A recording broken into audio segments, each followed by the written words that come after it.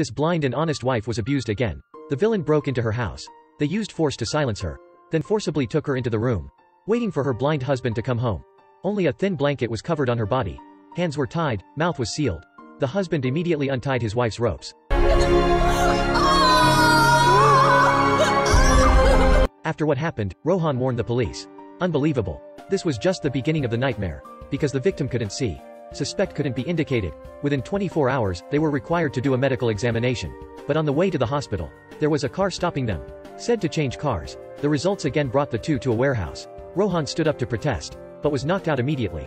Next, they were thrown onto a beach. It was very difficult for two blind people to find each other. Until they got to the hospital. The doctor said Supriya had been stained with water, the evidence washed away. Went to the police station. He said that after 24 hours, the suspect was released. Rohan disobeyed, argued with the police, but they were blind. Couldn't get any evidence out. After returning home, Rohan's attitude changed. Supriya prepared rice, Rohan didn't eat.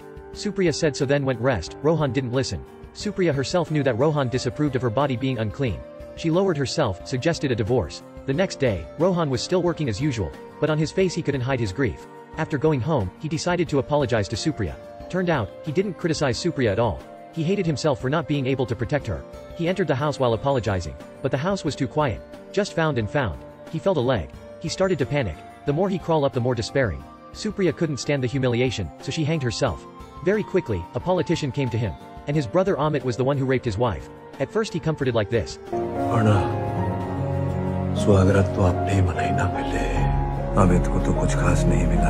Then begged like this.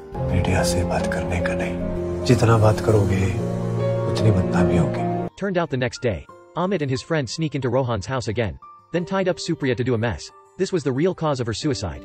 Rohan was angry, went to the police station for help.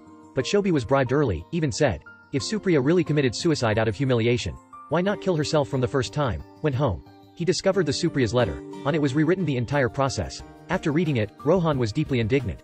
He was angry at himself for not being able to protect Supriya. Got more angry at this world of injustice and dishonesty. This time he decided to take revenge, not to hold back. Must deal with all the people who humiliated his wife. This was a very fierce blind man. Just heard the footsteps to know who was coming.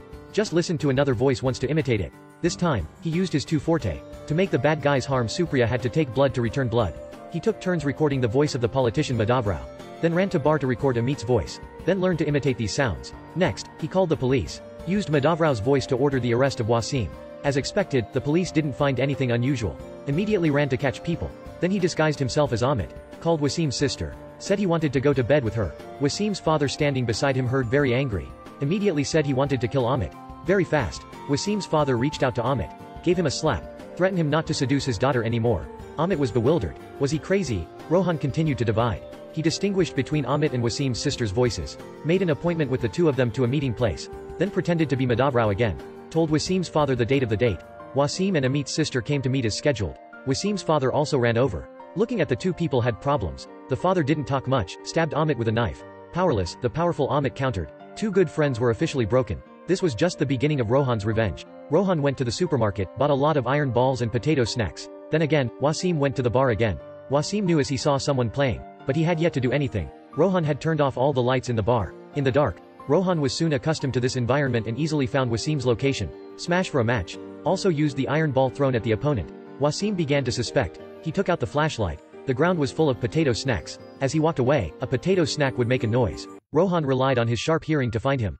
Wasim learned it. He carefully stepped on the empty spaces. No more sound. Rohan did indeed stop attacking. Wasim found the switch, the light was on. His dominance was back. He smacked Rohan's head with a pot of wine. But now Rohan was furious. Based on the sound of broken wine bottles found him. Each punch came down. Next, he dragged Wasim over to the railing. Used a rope to tie it up. Pushed one. Just like that, he was hanged. Finally, Rohan threw a towel on Wasim's shoulder. The police arrived at the scene. Quickly noticed that handkerchief. Amit's name was written on the scarf. Of course Amit was suspected of being. The police wanted to arrest for questioning. But Madhavrao's brother wanted to touch easily. Madhavrao told police. In this city, he was the law. But everything was all in Rohan's plan. His revenge was still going on. The next one was Amit, Madhavrao's younger brother. Rohan appointed Amit to a warehouse. Hiding behind the door, preparing to sneak. As the door opened, Rohan slammed a stick. But cunning Amit was wearing a helmet. Should have resisted. Amit turned. He just knew the death of a good friend was done by Rohan. Rohan smacked another stick. This time, Amit dodged it very easily. Amit hit back, pinching Rohan's neck. Hit some more sticks. Rohan couldn't hear any sound. Was knocked out. but still not completely collapsed. He took his cane again, stood up again. Amit took off his shoes, prepared Rohan for a fatal stick, but Rohan forcefully turned around.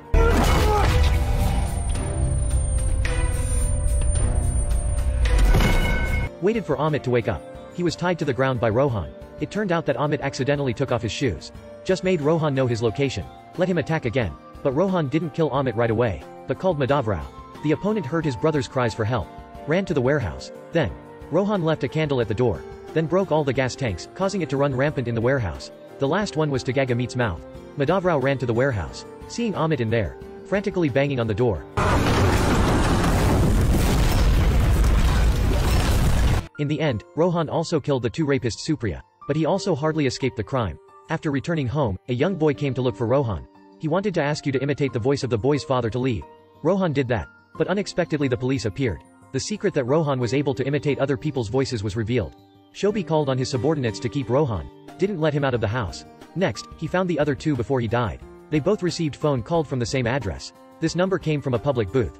As long as the boss there realized that Rohan often called. Basically it was possible to condemn him. But it was already dark that day. The next morning the new boss went to work. Here Shobi waited impatiently. On the other side, Rohan was preparing to kill. He asked his friends to distract the doorkeeper's attention. Then asked someone to spray smoke to disturb vision. Take a child by himself, ride a bicycle. Performed an escape scene under the eyes of the police. He contacted Madhavrao. Admit that he was the culprit that killed his brother. Madhavrao, who wanted revenge, was immediately trapped. Immediately ran to an old building with security. Take advantage of terrain. Rohan tricked Madhavrao's guard into falling into the trap. The vassals fell downstairs and died. Then he grabbed Madhavrao, based on the numbers he had already signed. Step by step dragged Madhavrao to danger. At that point, Rohan put on his seatbelt. Pushing the opponent, both of them jumped from the building. But he was restrained by his seatbelt. Finally, Rohan let go of his hand. Madhavrao had fallen dead. All the bad guys that insulted his wife were dead. But Rohan was also in danger. Because here, Shobi was waiting for the public phone booth to open. He wanted to ask the boss to appoint Rohan. But what surprised Shobi was that the boss was also a blind man. He couldn't recognize who came on the phone. Fate was ridiculous like that. The police once relied on the pretext that the two husbands Supriya were blind. Said they had no evidence, denied the facts. To this day, another blind man had also become the reason for Rohan to escape. At the end of the movie, Rohan brought Supriya's remains to the sea. For a moment, Supriya seemed to be beside him. The world of the blind was a dark, but in the heart there was love. That was the last ray of light.